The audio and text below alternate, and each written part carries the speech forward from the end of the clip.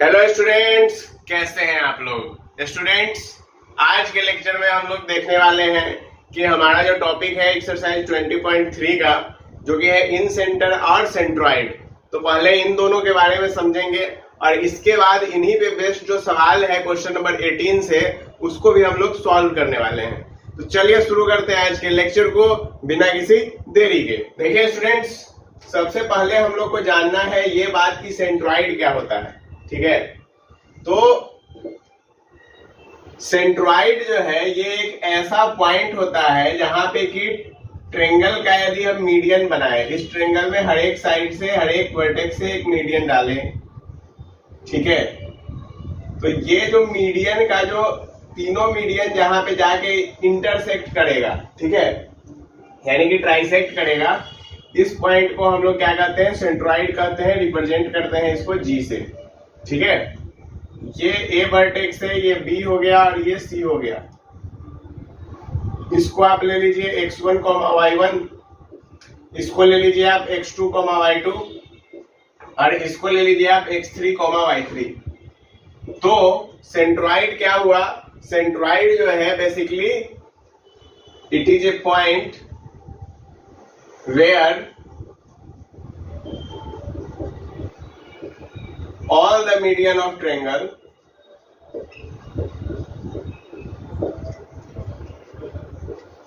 intersect। ठीक है, इसको हम लोग क्या कहते हैं, सेंट्रॉइड कहते हैं। क्लियर। अब सेंट्रॉइड का जो फॉर्मूला होता है वो क्या होता है, सेंट्रॉइड का फॉर्मूला होता है सम ऑफ जितने भी वर्टिसेज हैं एक्स कोऑर्डिनेट में उसको जोड़ देंगे और बाई 3, और जो y कोऑर्डिनेट में वर्टिसेज होगा उसको जोड़ देंगे बाई 3। ये आपका किसका फॉर्मूला है, ये आपका है सेंट्रॉइड का फॉर्मूला। क्लियर है बच्चों, कोई परेशानी इसमें नहीं है। ठीक है, एक बात आप लोग खास याद रखिएगा, यहाँ पे यदि हम लोग नाम डाल दें, ठीक है, तो हम लोग निकाल भी सकते हैं एक्चुअल में सेंट्रॉइड का फॉर्मूला। ठीक है, कोई बड़ा बात नहीं है। देखिए, जैसे यदि हमको प्रूफ करना होता, इस चीज को यदि प्रूफ करना होता तो कैसे करते हैं कि यहाँ पे हमको पता है कि मीडियन क्या होता है, कि मीडियन एक ऐसा पॉइंट होता है जो कि उस लाइन को, यानी कि यदि बीसी एक लाइन है ट्रायंगल में, तो उसको क्या करेगा कि दो बराबर भाग में बांटेगा। ठीक है, तो हम लोग क्या करेंगे, हम लोग डी पॉइंट का कोऑर्डिनेट निकालेंगे। तो यदि डी मिड पॉइंट है तो डी का कोऑर्डिनेट क्या हो जाएगा, x2 plus x3/2 comma y2 plus y3/2। ये हो गया डी का कोऑर्डिनेट। ठीक है, अब ए का कोऑर्डिनेट हमको पता है, डी का कोऑर्डिनेट हमको पता है। ठीक है, अब यदि हमको इस पॉइंट का कोऑर्डिनेट निकालना है जी का, तो हमको पता होना चाहिए कि भाई हमको किस रेशियो में बांट रहा है।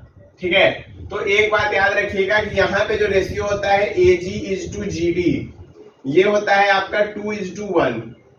क्या होता है, 2:1। ठीक है, तो अब यहाँ पे जो है आपको बस इसी चीज को ध्यान में रखते हुए, और जब आप इसको पुट कीजिएगा, वैल्यू आप डालेंगे, तो यहां से आपको जो है आंसर निकलेगा। जैसे कि देखिए, यदि आप यहाँ पे निकालेंगे x का वैल्यू, gx का वैल्यू, तो कितना आ जाएगा, देखिए ये पहला पॉइंट है, ये दूसरा है। ठीक है, तो क्या होता है mx2 यानी कि 2 into x2 plus x3/2, mx2 plus nx1 यानी कि 1 इंटू x1 और बाई m प्लस n। तो कितना हो गया, 2 से 2 कट गया, तो क्या बना, x1 plus x2 plus x3 और बाई में कितना आ गया बच्चों, 3 आ गया। क्या x का वैल्यू यही था सेंट्रॉइड के लिए।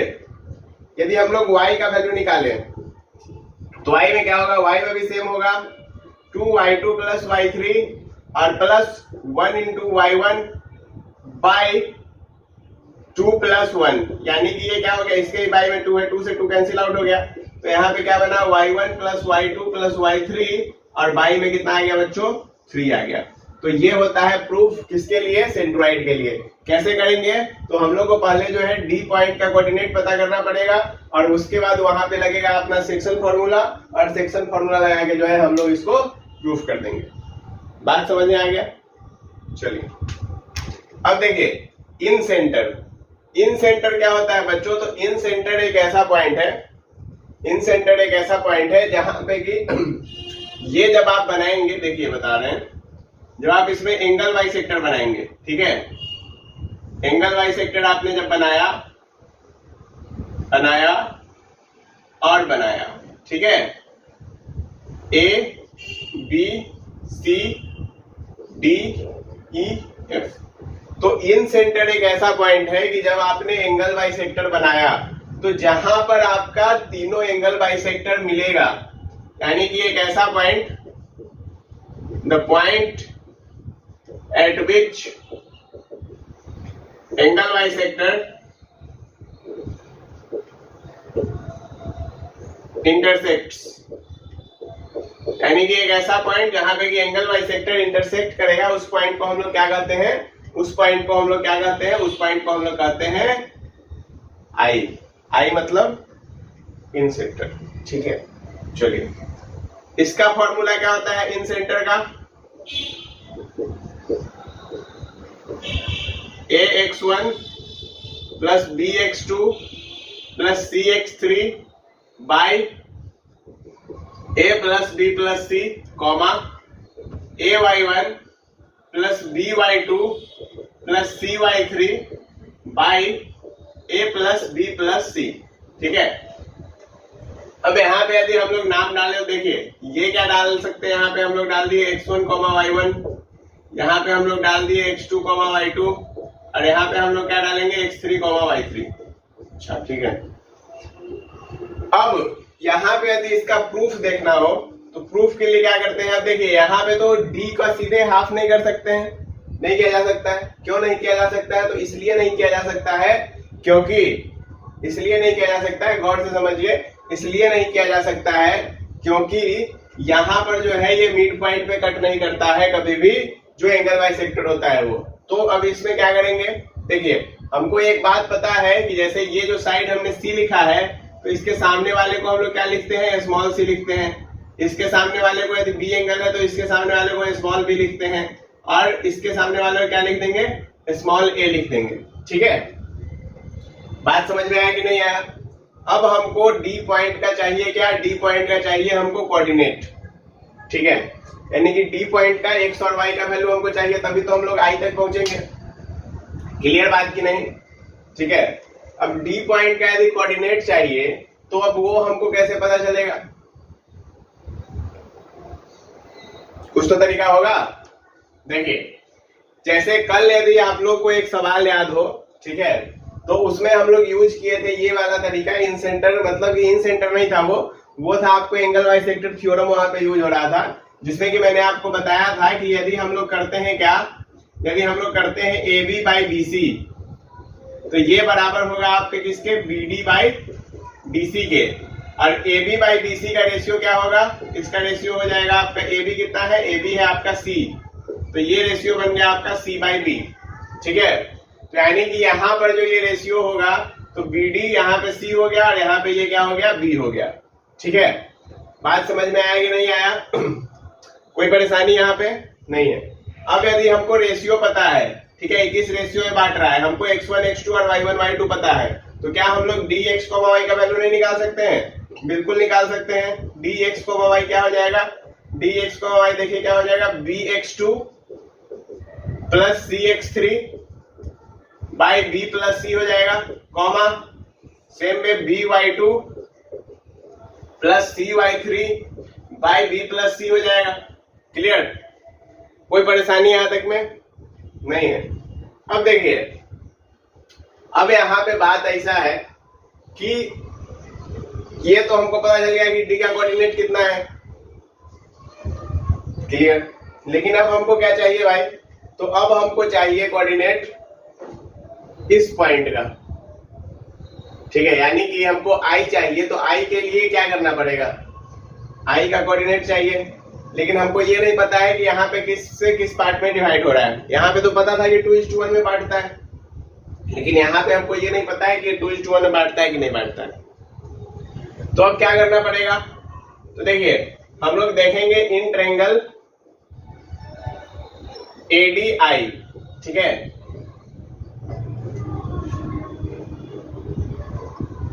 ADI नहीं, सॉरी ABD, ठीक है, ये ट्रायंगल में देखिए, इसमें यदि हम लोग देखें तो यदि आप गौर करें तो यहां पे AB बाई BD किसके बराबर होगा? AI बाई ID के, ठीक है। तो AB का तो वैल्यू हमको पता है कि C है, लेकिन BD का वैल्यू जो है ये हमको नहीं पता है, BD का वैल्यू नहीं पता है। तो यदि BD का वैल्यू पता चल जाए तो BD का वैल्यू जो है आपका क्या आ जाएगा? BD यानी कि सिर्फ इतना है, तो BD का वैल्यू जो आएगा वो आएगा आपका AC by B plus C, ठीक है। ये आ जाएगा आपका किसका वैल्यू? ये आ जाएगा आपका BD का वैल्यू, ठीक है। कैसे आया? क्योंकि ये दूरी A था तो इसमें सिर्फ C ले रहे हैं और टोटल जो है ये क्या हो गया? B प्लस C हो गया, तो इसके लिए AC by B plus C हो गया। तो इसको यदि हम लोग सॉल्व करें तो C into B plus C by AC हो गया, C से C को कैंसिल आउट कर दीजिए तो B plus C by A हो गया। यानी कि ये जो रेशियो बना ये कुछ ऐसा बना कि यहाँ पे बन गया आपका B प्लस C और यहाँ पे ये बन गया A, ठीक है।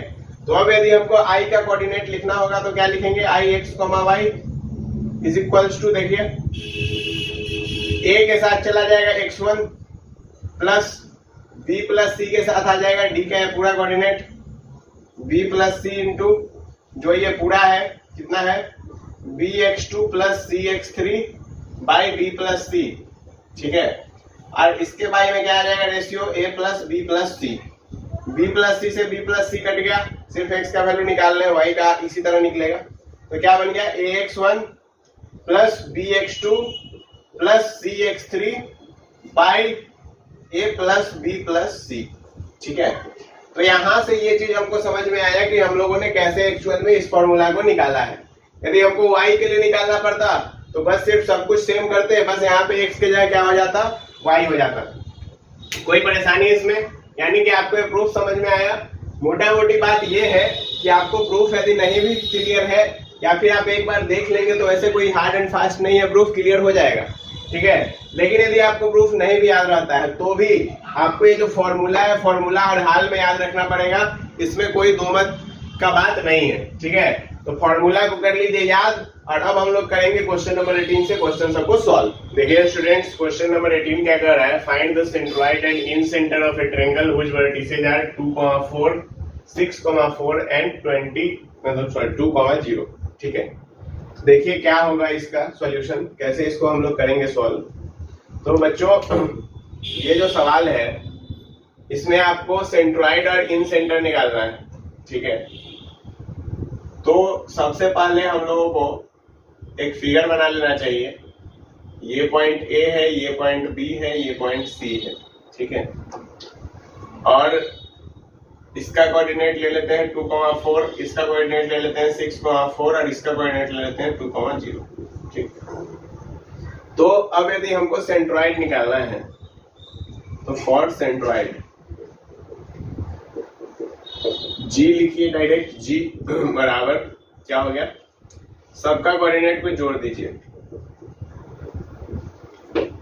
इधर भी सबके कोऑर्डिनेट को जोड़ दीजिए, यानी कितना है क्या आपका? 6, 2, 8 और 2 10/3, 8/3 सिंपल, ठीक है। यदि हमको अब लेकिन निकालना है इन सेंटर, तो इन सेंटर के लिए हमको ये दूरी निकालना पड़ेगा जो कि हमारा A होगा, हमको ये दूरी निकालना पड़ेगा जो कि हमारा B होगा और हमको ये दूरी निकालना पड़ेगा जो कि हमारा C होगा। तो A का वैल्यू निकालने के लिए हम लोग क्या करेंगे? इसमें से इसको घटाइए तो 6 - 2 का स्क्वायर प्लस 4 - 0 का स्क्वायर, क्या हो गया? ये 4 हो गया, 4 का स्क्वायर 16 और 16 32 हो गया, यानी कि √32 हो गया। इसको हम लोग क्या लिख सकते हैं? 4√2 लिख सकते हैं। यदि हमको B का वैल्यू निकालना है, देखिए B कैसे निकलेगा? 2 - 2 हो गया आपका 0 और प्लस 2 - 2 और प्लस 4 - 0, तो ये तो आपका सीधा 4 का स्क्वायर हो गया, दैट इज 4 लिख दीजिए। C निकालना है तो C कैसे निकलेगा? देखिए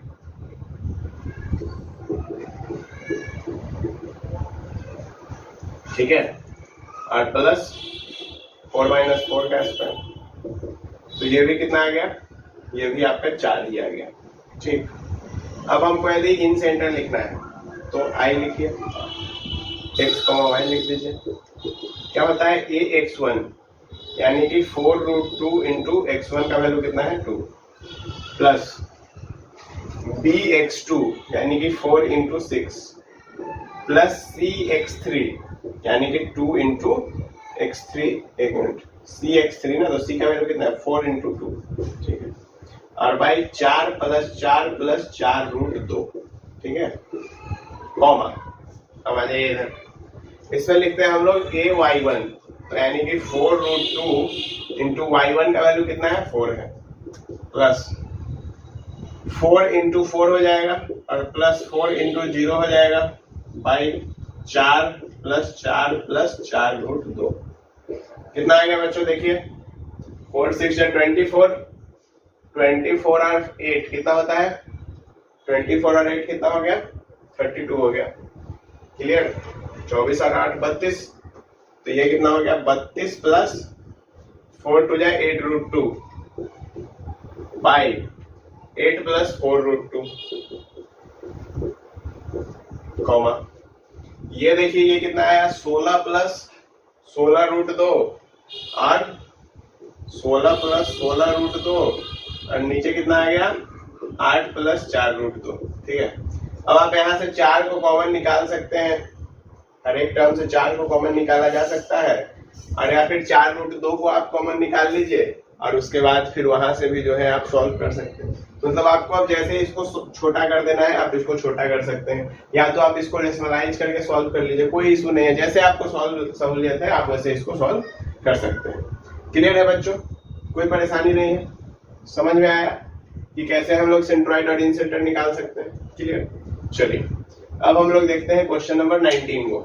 क्वेश्चन नंबर 19 क्या कह रहा है, the vertices of a triangle are this, यानी कि ट्रायंगल के वर्टिसेज हमको दे रखे हैं और हमको कोऑर्डिनेट निकालना है trisection point of each median, यानी कि जहां पे तीनों मीडियन जो है इंटरसेक्ट कर रहा होगा उसको ट्राइसेक्शन पॉइंट कहेंगे हम लोग, ठीक है,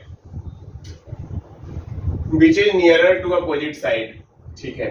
कहने का मतलब ये हुआ कि सवाल को जो है घुमा दिया गया है, लेकिन वो बेसिकली हमसे सेंट्रॉइड पूछना चाह रहा है कि ये हमारा यदि वर्टेक्स दे रखा है, तीनों का वर्टेक्स कितना है 2,2 है, 0,6 है और 8,10 है, ठीक है। और यहाँ पे जो है क्या कह रहा है कि ट्राइसेक्शन है मीडियन का ट्राइसेक्शन क्या होता है, सेंट्रॉइड ही तो होता है। तो इस पॉइंट का हमको कोऑर्डिनेट निकालना है, तो हम लोग सीधा लिखेंगे g x, y is equal to कितना आ गया, देखो 2 प्लस 8 प्लस 0/3, 2 प्लस 6 प्लस 10/3, यानी कि x कोऑर्डिनेट को जोड़ दिया और y कोऑर्डिनेट को जोड़ दिया, कितना आया 10/3 और इधर कितना आ गया 18/3, तो यानी कि ये कितना हो गया 10/3 और कॉमा आ गया 6, सिंपल, क्लियर। देखिए अब क्वेश्चन नंबर 20 में चलते हैं। क्वेश्चन नंबर 20 क्या कह रहा है, two vertices of a triangle are इतना इतना, इफ सेंट्रॉइड इज इतना, फाइंड द थर्ड वर्टिस। बहुत आसानी ये भी है, देखिए ये हमारा ट्रायंगल हो गया, इसका क्या क्या हमको पता है, इसका हमको सेंट्रॉइड पता है, ठीक है, और 2 वर्टेक्स भी पता है, तो ये 1,4 हो गया, ये 5,2 हो गया, इसको x, y ले लीजिए, और ये कितना हो गया 0,-3 आपको दे रखा है। तो देखिए सेंट्रॉइड का फॉर्मूला क्या होता था, x बराबर x1 plus x2 plus x3, इसको x3 y3 ले लीजिए, ठीक है, ताकि आप कंफ्यूज ना हो। x बराबर x1 plus x2 plus x3 y3 होता था। x का वैल्यू हमको 0 दे रखा है, x1 का वैल्यू 1 है, x2 का वैल्यू 5 है, x3 ले लिए और y3 हो गया, गुना करवा दो, -6 आ गया, क्लियर। अब सेम y के लिए निकालेंगे, तो y बराबर y1 plus y2 plus y3 y3, यहाँ पे आप स्टेटमेंट लिख दीजिएगा पहले कि लेट द थर्ड वर्टेक्स भी x3, y3, ठीक है। तो देखो y जो है तुमको y कितना दे रखा है -3 दे रखा है, -3 बराबर y1 का वैल्यू है 4, y2 का वैल्यू है 2 और प्लस y3 कितना हो गया, ये हो गया -9 और -6 कितना हो गया, -9 -6 कितना हो गया, -15। y3 का वैल्यू आ गया -15, यानी कि यहाँ पे जो इसका कोऑर्डिनेट होगा कितना होगा, -6, -15। क्लियर है, आसान सवाल था। अब देखिए जो सवाल 20 है सेम टू सेम सवाल 21 भी है। 21 में कह रहा है the coordinate of centroid of a triangle are this and two vertices are this, find the third vertex. यानी कि सेम क्वेश्चन है। तो क्या आप लोग को 20 समझ में आया, और यदि 20 समझ में आया तो क्या आप लोग 21 खुद ट्राई करेंगे? ठीक है, तो मैं उम्मीद करता हूं कि 21 आप लोग खुद ट्राई करेंगे और ये आपको बन भी जाएगा। आसान क्वेश्चन है। अब हम लोग मूव करते हैं क्वेश्चन नंबर 22 को सॉल्व करने के लिए। देखिए स्टूडेंट्स, क्वेश्चन नंबर 22 क्या कर रहा है, find the centroid of triangle ABC which vertices are this, find the coordinate of middle point of its side and hence find the centroid of triangle found by using mid point. कहने का मतलब ये है कि ये हमारा एक triangle है, ये हमारा एक ट्रायंगल हो गया, ठीक है। इसके हमको कोऑर्डिनेट दे रखे हैं, क्या दे रखे हैं, 9,2, 1,10 और -7, -6। हमसे पूछ रहा है कि इसका सेंट्रॉइड क्या होगा, ठीक है। तो सेंट्रॉइड निकालने के लिए हम लोग क्या करना पड़ेगा, g x, y, क्या आ जाएगा वैल्यू, 9 + 1 - 7/3, 2 + 10 - 6/3 कितना हो गया, 10 में 7 यानी कि 3/3, 12 में 6 गया 6/3 यानी कि 1,2 हो गया, ठीक है। अब आगे कहा कि find the coordinate of middle point of it's sides, यानी कि ये जो साइड है इसका मिडिल पॉइंट, ये जो साइड है इसका मिडिल पॉइंट और ये जो साइड है इसका मिडिल पॉइंट, तीनों के मिडिल पॉइंट का कोऑर्डिनेट फाइंड करो। और उसके बाद तुमको क्या करना है कि उससे जो ट्रायंगल बनेगा, यानी कि यहाँ पे जो एक ट्रायंगल फॉर्म हुआ, इस ट्रायंगल का तुमको क्या करना है, सेंट्रॉइड निकालना है, यानी कि इस ट्रायंगल का तुमको सेंट्रॉइड निकालना है, ठीक है। ये सवाल है। अब तो अब यदि हमको इसका मिड पॉइंट निकालना है तो इसको हम लोग d डालेंगे, इसको e डालेंगे और इसको f डालेंगे। तो देखिए d का कोऑर्डिनेट क्या हो जाएगा, 1 - 7/2, 10 - 6/2 कितना आ गया, 1 में 7 गया तो 6 हो गया, 6/2 यानी कि -3 हो गया, 10 में 6 गया 4 हो गया, 4/2 यानी कि 2 हो गया।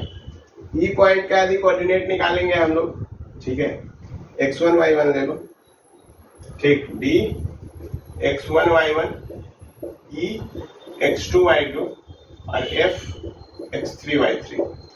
तो ई पॉइंट का यदि कोऑर्डिनेट हम लोग निकालें तो ई पॉइंट का कोऑर्डिनेट कितना हो जाएगा बच्चों, देखिए 9 - 7/2, 2 - 6/2 कितना आ गया यहाँ पे, 1, -2। और f पॉइंट का यदि हम लोग कोऑर्डिनेट निकाले तो f का कोऑर्डिनेट कितना आएगा, f का कोऑर्डिनेट आ जाएगा आपको 9 + 1/2, 10 + 2/2 यानी कि ये कितना आ गया, ये आ गया आपको 5 और ये आ गया आपको 6। तो ये आ गया DEF का कोऑर्डिनेट। अब यदि हमको सेंट्रॉइड निकालना है तो for centroid of triangle DEF, यहां पे किसका था, फॉर ट्रायंगल ABC, ठीक है, और ये किसका है, DEF। तो इसमें हम लोग फिर से ले लेंगे G1, क्योंकि यहाँ पे G लिए थे हम लोगों ने, तो यहाँ पे नाम हम लोगों ने डाल दिया G1, ठीक है, x, y। तो इसका भाई क्या हो जाएगा वैल्यू, देखो -3 1 5, -3 + 1 + 5 और बाई 3, 2 - 2 + 6, 2 + 6 - 2/3 कितना आ गया, 5 1 6, 6 में 3 या 3 यानी कि 1 हो गया और 2 से 2 कैंसिल हो गया तो यहाँ पे 2 हो गया, यानी कि इसका भी जो सेंट्रॉइड है वो सेम आ गया। तो क्या पूछ रहा था, और भी सवाल में एक चीज पूछ रहा था कि क्या दोनों का सेंट्रॉइड सेम आया, तो हाँ, हमारा दोनों का ही सेंट्रॉइड क्या आ गया है बच्चों, सेम आ गया है। कोई परेशानी इसमें? सवाल समझ में आया? कैसे सॉल्व करना है वो भी समझ में आया? चलिए अब हम लोग मूव करते हैं क्वेश्चन नंबर 23 की ओर। क्वेश्चन नंबर 23 थोड़ा सा कैलकुलेशन वाइज लेंथी है, बाकी सवाल टफ नहीं है। क्या कह रहा है कि आपको 3 पॉइंट दे रखा है क्वेश्चन नंबर 23 में, जो कि मिडिल पॉइंट है ट्रायंगल के, ठीक है। और आपसे पूछ रहा है कि बताओ बच्चों कि इसका सेंट्रॉइड क्या होगा। तो सबसे पहला जो हमको काम करना पड़ेगा इस सवाल को सॉल्व करने के लिए, वो क्या काम करना पड़ेगा कि हमको सबसे पहले इसका निकालना पड़ेगा क्या, तीनों साइड का वैल्यू।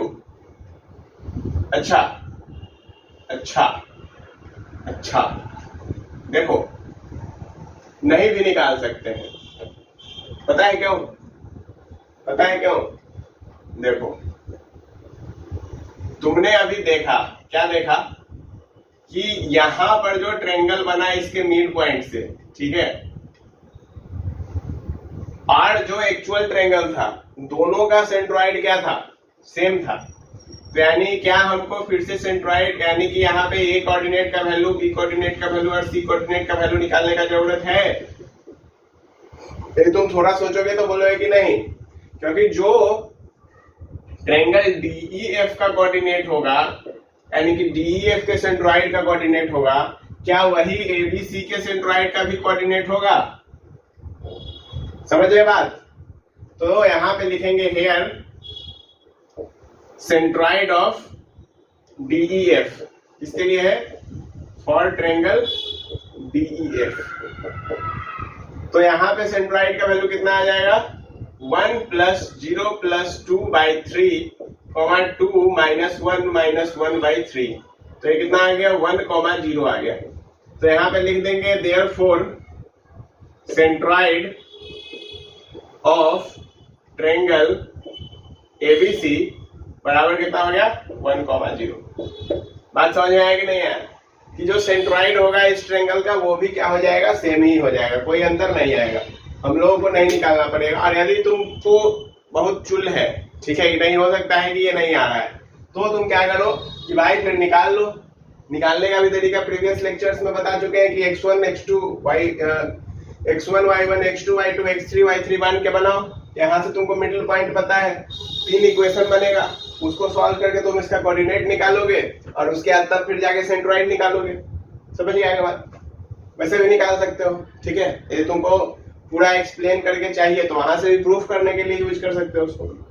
चलो अब देखो क्वेश्चन नंबर 24। क्वेश्चन नंबर 24 का रहा है find the incentre of triangle which vertices are this. देखो ट्रायंगल है जिसका कि क्या निकालना है? इन सेंटर निकालना है। इसका वर्टेक्स दे रखा है, वर्टेक्स कितना है? 1, √3, 0, 0 और 2, 0। तो देखो इसका इन सेंटर हमको निकालना पड़ेगा, ठीक है। तो यदि अब हमको इन सेंटर निकालना है तो क्या करना पड़ेगा कि पहले तो हम ये दूरी निकाल लेते हैं। कितना आएगा? ये दूरी हमारा कितना आएगा? ये दूरी हमारा आ जाएगा 2, ठीक है। यदि हम ये दूरी निकाल लें, यानी कि यहाँ पे नाम दे लो A B C, यहाँ पे तुम निकालो A का वैल्यू, A का वैल्यू निकालोगे तो क्या हो जाएगा? 2 का स्क्वायर माइनस 0 का स्क्वायर, तो कितना आएगा? 2 आ गया। B का वैल्यू निकालोगे तो कितना आएगा? √2 - 1 का स्क्वायर और प्लस 0 - √3 का स्क्वायर, तो कितना आ गया? 1 + 3 दैट इज 4, यानी कि ये भी 2 आ गया। और C जब तुम निकालोगे तो C का वैल्यू कितना आ जाएगा? C का वैल्यू कितना आएगा? C का वैल्यू कितना आएगा? √1 का स्क्वायर और प्लस √3 का स्क्वायर, यानी कि ये भी आ गया 2। तो यानी कि ये जो ट्रायंगल है ये कैसा ट्रायंगल दिख रहा है हमको? इक्विलैटरल ट्रायंगल दिख रहा है। तो हमको यहाँ पे इन सेंटर निकालना पड़ेगा। तो इन सेंटर के लिए क्या करेंगे? AX1 यानी कि 2 × 1 plus BX2 plus CX3, C का वैल्यू भी 2 है तो 4 आ गया, और Y कितना हो गया? 6 हो गया। 2 2 4 2 6। उसके बाद क्या आ जाएगा Y के लिए? AY1 plus 0 + 0/6। कितना आ गया बच्चों? 4 2 6, यानी कि यहाँ तो 1 हो गया, और ये कितना आएगा? 2√3/6। यहाँ पे चला जाएगा आपको कितना? √3/3, यानी कि इसका वैल्यू आप लोग लिख सकते हैं 1/√3 हो सकता है या फिर √3/3 हो सकता है, दोनों ही सही। क्लियर है, समझ में आया? आसान क्वेश्चन है, कोई परेशानी इसमें नहीं है। हम लोगों ने क्या किया कि हम लोगों ने बेसिकली इसका दूरी निकाल लिया, एबीसी निकाल लिया और उसके बाद सीधा फॉर्मूला पुट कर दिया। ठीक है, अब चलिए अब देखते हैं क्वेश्चन नंबर 25। क्वेश्चन नंबर 25 क्या कर रहा है कि the mid point of sides of a triangle are this. कुछ दे रखा है आपको, ठीक है, तो आपसे ये पूछ रहा है कि तुम हमको ये बताओ कि इन सेंटर का कोऑर्डिनेट क्या होगा। ठीक है, तो देखिए यहाँ पे हम लोग क्या काम करेंगे ना, यहाँ पे वैसे तो सेंट्रॉइड वाला भी तरीका यूज कर सकते थे, लेकिन हम लोग सेंट्रॉइड वाला तरीका मतलब जैसे 23 में किए, ठीक है, कि मिड पॉइंट से निकाल लिया और उसके बाद सॉल्व कर लिए, लेकिन हम लोग यहाँ पे जो है पूरा सॉल्व करके देखेंगे इसमें। ठीक है,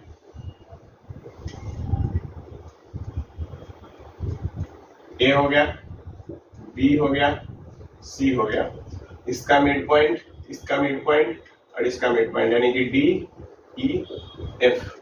हमको इसका वैल्यू पता है कितना है 1/2, इसका वैल्यू पता है 1/2, 1/2 और इसका वैल्यू हमको पता है 0, 1/2।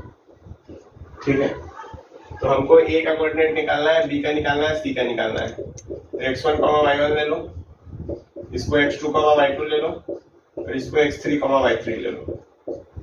ठीक है, तो अब देखो यहाँ पे जब तुम करोगे तो 0 बराबर x1 + x2/2 आ जाएगा, यानी कि x1 + x2 बराबर कितना आ गया 0 आ गया। ठीक है, चलो सेम y1 + y2/2 बराबर कितना है वैल्यू 1/2 है, तो यानी कि यहाँ से y1 + y2 कितना आ गया बच्चों 1 आ गया। ये पहला इक्वेशन हो गया, दूसरा इक्वेशन हो गया। ठीक है, अब देखो इसके बाद तुम्हारा ये ले लो, तो यहाँ पे जो है तुम्हारा कितना आ गया x2 + x3/2 कितना है वैल्यू 1/2 है, तो यानी कि x2 + x3 का वैल्यू कितना आ गया 1 आ गया। ठीक है, ये हो गया तुम्हारा तीसरा।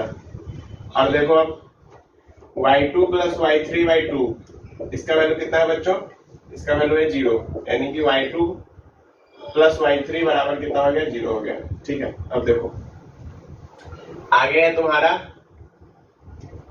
x1 + x3/2 बराबर 1/2 है, यानी कि x1 + x3 का वैल्यू कितना है, x1 + x3 का वैल्यू कितना है, x1 + x3 का वैल्यू आ गया 1, ये ले लो तुम पांचवा। और यहाँ पे देख लो y1 + y3 का वैल्यू भी कितना आ जाएगा, इसका वैल्यू आ जाएगा 1। ठीक है, इसका वैल्यू कितना आ जाएगा 1 आ जाएगा, ये हो गया तुम्हारा छठा। अब तुम इस तीनों को ऐड कर दो, कितना आएगा 2 times of x1 + x2 + x3 बराबर कितना आ गया 1, 1, 2। ठीक है, तो यानी कि x1 + x2 + x3 का वैल्यू कितना आ गया, इसका वैल्यू 1 आ गया। तो हमको x1 + x2 का वैल्यू 0 पता है, तो यानी कि यहाँ से x3 का वैल्यू कितना हो गया, x3 का वैल्यू 1 हो गया।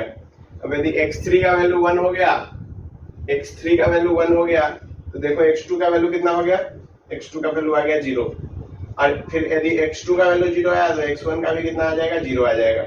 सेम वे जब इस तीनों को तुम ऐड करोगे तो यहाँ पे भी जो है तुम्हारा y1, देखो y1 + y2 + y3 है। ठीक है, तो यानी कि यहाँ पे जो है तुम्हारा y1 + y2 + y3 के साथ 2 से गुना कर दो, तो ये वैल्यू कितना आएगा 2 के बराबर।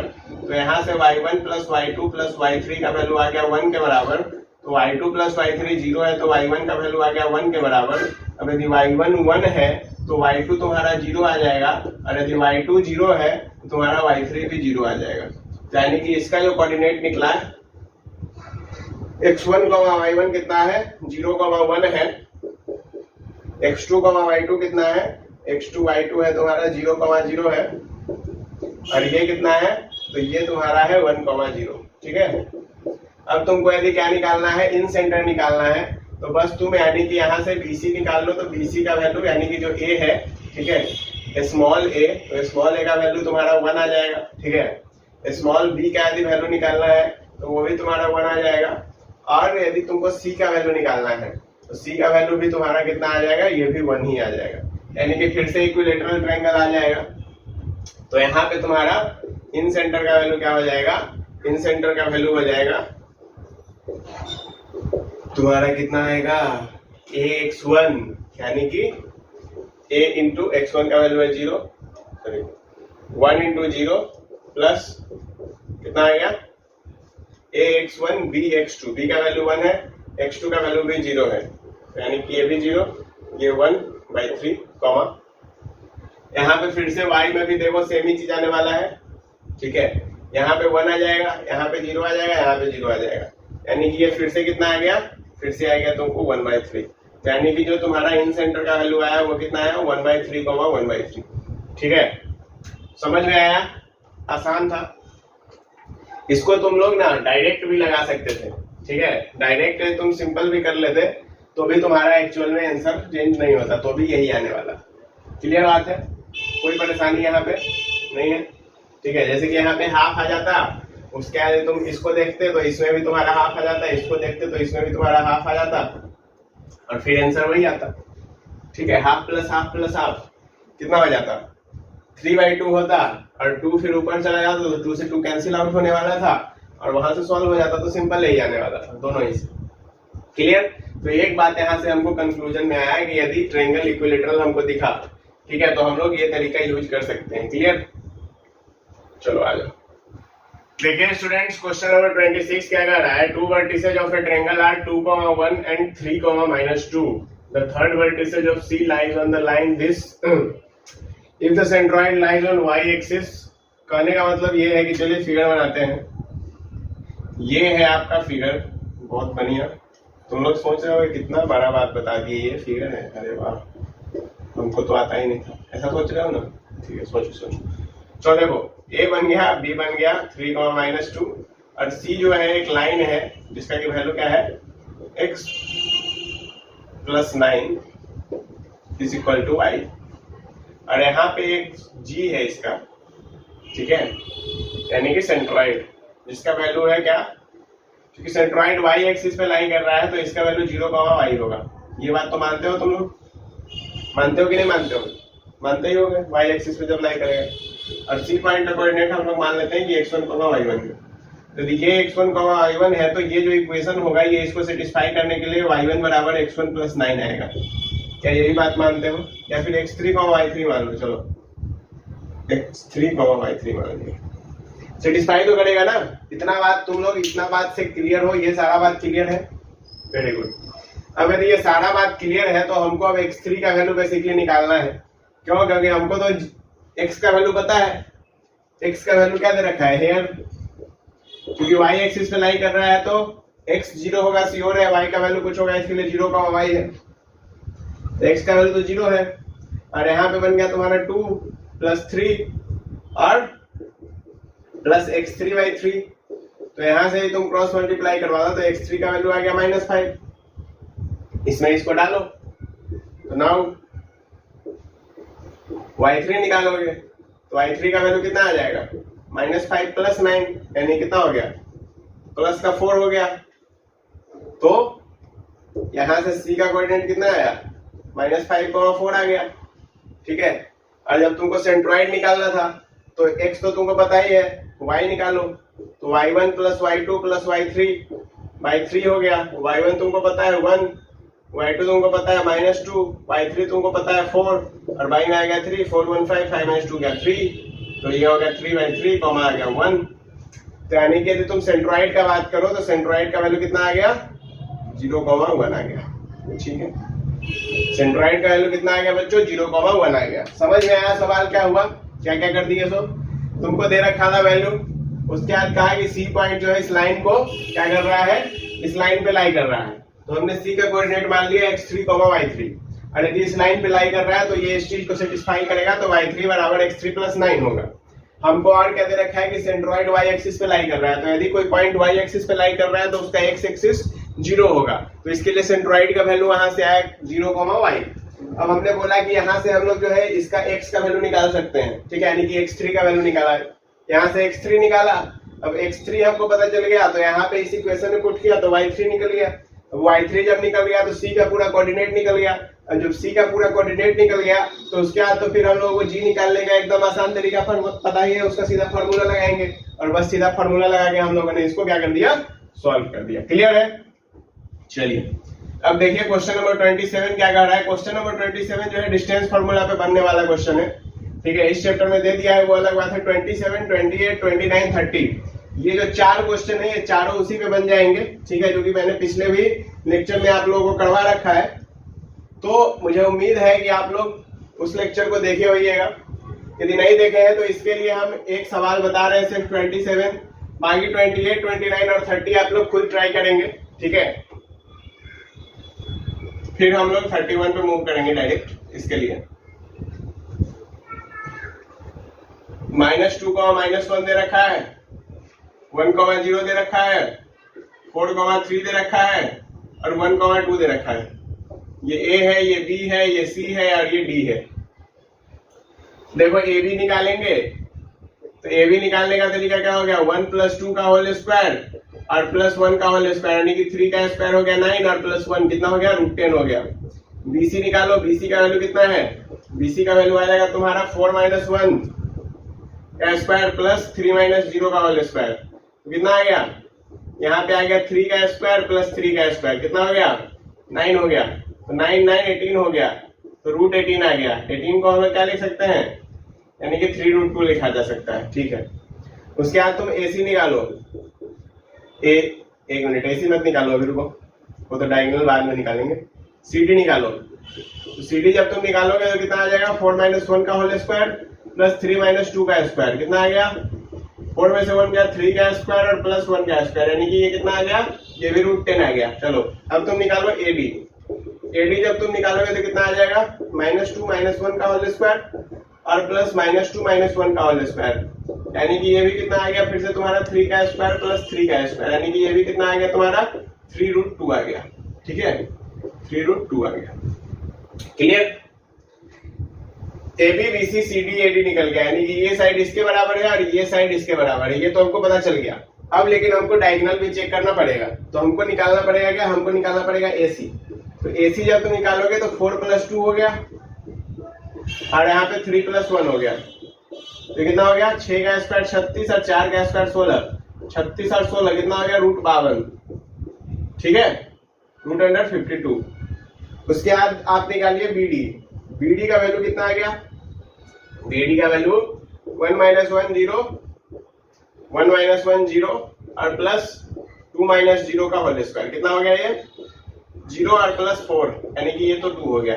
क्या AC और BD आपस में बराबर है, नहीं है, तो यहाँ पे जो है AC और BD आपस में बराबर नहीं है और चारों साइड आपस में बराबर है, तो इसका मतलब कि ये एक पैरेललोग्राम होगा, क्योंकि पैरेललोग्राम में डायगोनल आपस में बराबर नहीं होते हैं और साइड्स आपस में बराबर होते हैं, अपोजिट साइड्स, ठीक है, बात समझ में आया। सेम आप इसी तरह से 28, 29, 30 भी कर लीजिए, किसी में रेक्टेंगल होगा, किसी में स्क्वायर है, किसी में रोमबस है, सेम टाइप का क्वेश्चन है, कर लेंगे, ठीक है।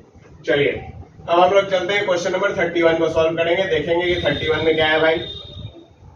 31 क्या कह रहा है कि तुमको 3 वर्टिसेस दे रखा है, चौथे वर्टेक्स का कोऑर्डिनेट निकालना है। देखो देखो देखो देखो सवाल में यदि हमको इसको डिस्टेंस फार्मूला से करना होता तो सवाल थोड़ा सा लेंदी बनता, लेकिन चूंकि सेक्शन फार्मूला है तो यहाँ पे हमको आसानी पड़ेगा। देखो बताते हैं कैसे। एक तुमको दे रखा है 6,8, एक दे रखा है 3,7, एक दे रखा है -2, -2, एक दे दिया x, y, ठीक।